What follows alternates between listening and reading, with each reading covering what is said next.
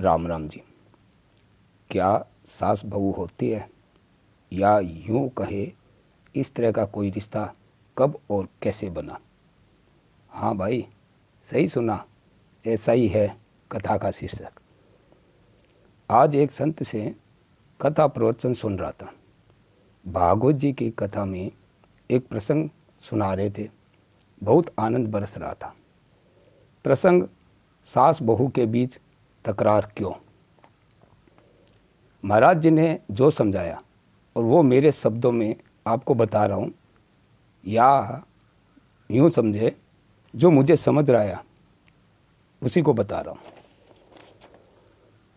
हर घर में सास बहू होती है और उसमें तकरार के किस्से भी। जबकि एक लड़के ने एक लड़के के साथ विवाह किया है।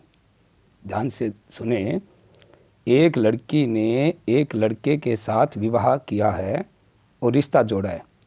फिर ये सास और बहू कहाँ से आ गई? ना कोई सास बहू का रिश्ता हुआ, ना कोई सास बहू में शादी। शादी एक लड़के और लड़की में, यानी सास का मतलब लड़के की माँ और बहू का मतलब लड़के की पत्नी। अब ध्यान देने वाली बात है, जो रिश्ता है वो लड़के के साथ है।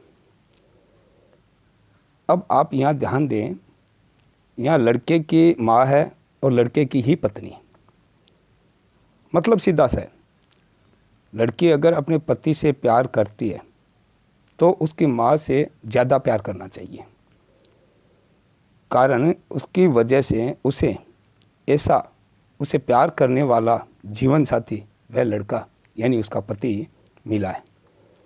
और अगर वह उसे नहीं जन्म देती, ज़रा सोचे, उसे तो लड़के से ज़्यादा प्यार उसकी माँ को देना चाहिए।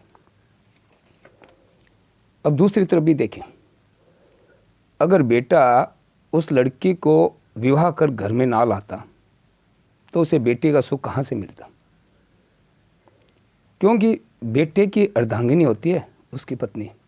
यहाँ ध्यान देने वाली बात है, बेटे की अर्धांगिनी, आद्य अंग, ये शास्त्रों में लिखा हुआ है, उसकी पत्नी होती है।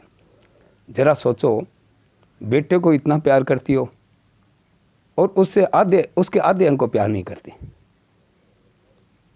ये कहाँ का न्याय है? फिर आधे बेटे को प्यार करना कोई प्यार हुआ? सोचो।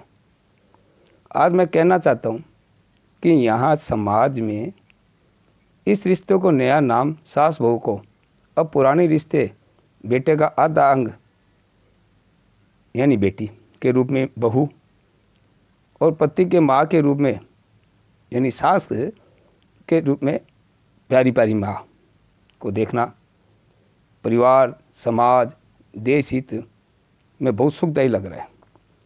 आओ बेटी और माँ का रिश्ता ही अपनाएं, समाज को आगे बढ़ाएं। राम राम जी।